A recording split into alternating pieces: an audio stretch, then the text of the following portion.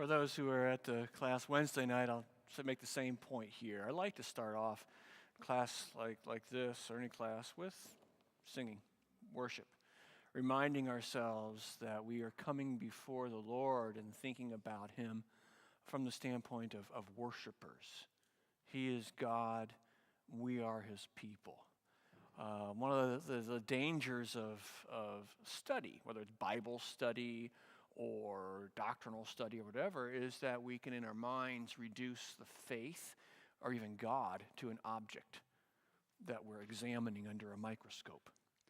And so put ourselves kind of in a place of judge. The reality is, whenever we open the Word, whenever we are studying or meditating on it, God is the judge. We're under the microscope. The Word is examining us, and the Word is teaching us. So it's good to keep that in mind. I think one way helpful for me is start off with worship, singing, praising God for His gifts. And in this case, it is the gift of prayer. Okay, so welcome to, is that where I am? Yeah, it is. Okay. I can't remember what I put together for the slides. Okay. Yeah, that's Jesus praying. That's right. Yeah. That's what we're here for, prayer. Welcome to this prayer workshop. We're going to talk about prayer, obviously, today. We want to grow in our prayer lives, deepen our prayer lives, and there's so much scope for growth in prayer. There's so much that has been written over the centuries. There's so many examples of faithful people. And of course, there's so much in Scripture itself that there's much we can benefit from to help our prayer lives grow from being, and I don't mean to put this down, but this reality, to grow from being a list of people who are sick that we're praying for, or people who are going through hard times. That's the main thing. So what we want, I think what Scripture puts before us, is a prayer life that actually disciples us and is part of our growth, in which we hear from God and He directs us and we actively seek to follow Him. So today in this little workshop, we're going to be doing more than just talking about prayer, more than me teaching and looking at some Scripture. We're going to practice it. We're going to engage in a few different ways, maybe for some of you, in some ways you haven't prayed before, and try it out, and then we'll talk about it. And the idea is I want you to be able to leave here today with a few approaches, a few more tools in your tool bag of prayer to add to your the way that you pray. So also I want to say this is the first of what I hope and plan to be a series of prayer workshops that I'd like to offer. Because prayer is such a fundamental part, so basic to our discipleship task. It's like the ground floor foundation, so essential. And like I said, there's so much that we could learn from. So I'm kind of thinking maybe 2, 3, 4 times a year doing something like this. And there's so many topics we can study. We could do a whole workshop on praying the Psalms. We could do a whole workshop on other prominent people. Like this time we're going to be focusing on Luther's method. Well, we can spend time talking about Augustine's method or Calvin's method. There's some, you go look behind any of the great names of Christian history, there's somebody who is deeply, deeply a person of prayer. And there's a lot that we can learn from them. So this today is going to focus primarily on daily prayer time. Having a daily prayer time and what to do in a daily prayer time. And I'm going to make use of and share with you some insights that have greatly blessed me and have become an essential part of my prayer time every day, as in this morning even. And today, I thought this first workshop, starting there, but also talking a little bit about Martin Luther, 500th anniversary of the Reformation and everything, and we focused on him during Lent. But he was more than a reformer. he was a man of prayer and personal devotion. And the example that he set is, very, very, very interesting and very helpful.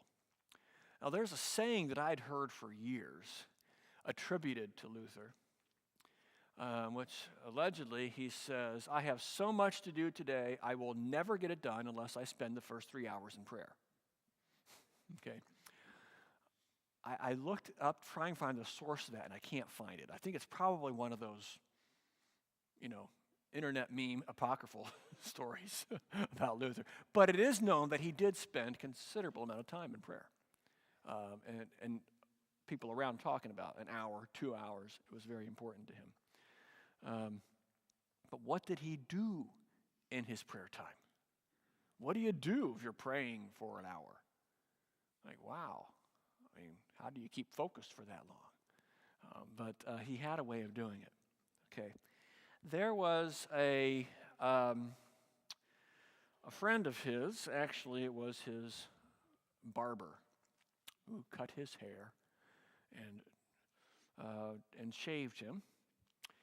And one day his barber asked him for some help with his prayer life. Like, how do you pray? I want to grow as a prayer. And how many of us have felt that way? I want to pray. So Luther, because he's Luther, he went home and wrote a book.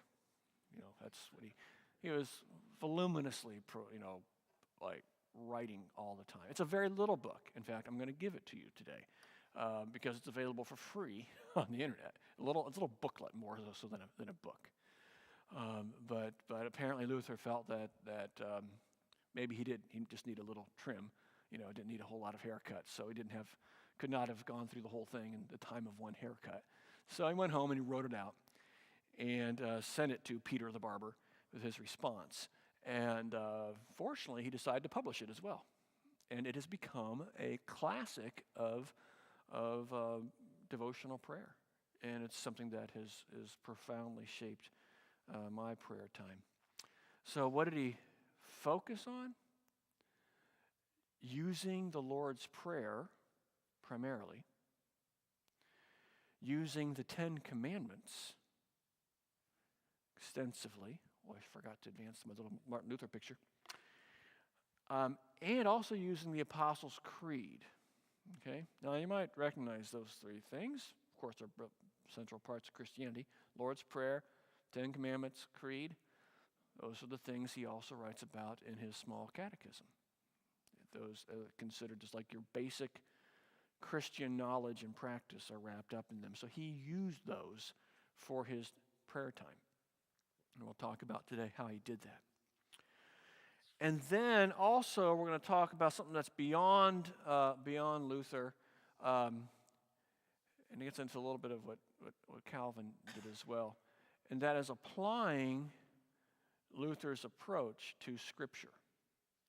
And we'll talk about that as well. And this is something that does truly make up the bulk of my prayer time, using Luther's method, especially applied to Scripture. So we're going to look at Luther's approach. I'm going to talk about how I adapt it. Then we'll try it, and we'll talk about it. And we'll do this for the Lord's Prayer, for the 10 Commandments, and for Scripture. And we'll talk about prayer time in general. And also, before we leave today, I want to talk a little bit about accountability and how to help each other keep moving forward in our prayer lives. How can we who are here today help each other come up with a plan? And then finally, depending on how the time goes, I'm guessing that what I have planned will fit the time that I have allotted for it. If we have the time for this, I want to use you as a little bit of a focus group to bounce some ideas off of about prayer in our congregation and how we do prayer and worship. So that's where we're going. All right. Any questions before we dive in? What does this mean? Yeah, right. It means that since there's no other questions, that we can start. Okay, what I want to do first is this little discussion going here. Struggling with prayer. This is kind of a universal talk to people when the conversation comes up about their prayer life. Like, yeah, I'm kind of struggling with it right now. Need to pray more. I'm so sporadic. Sometimes Okay, let's talk about it. In your tables, I'm going to stop for a little bit. I'd like you to talk about these 3 questions. Answer them. And we'll say the person with the next birthday is the moderator for the group to keep things moving along. Whoever has the next birthday. What are some challenges in your prayer life? Why do you think so many people struggle with prayer? And what's been helpful for your prayer life? So go ahead. We'll take a few minutes. Talk.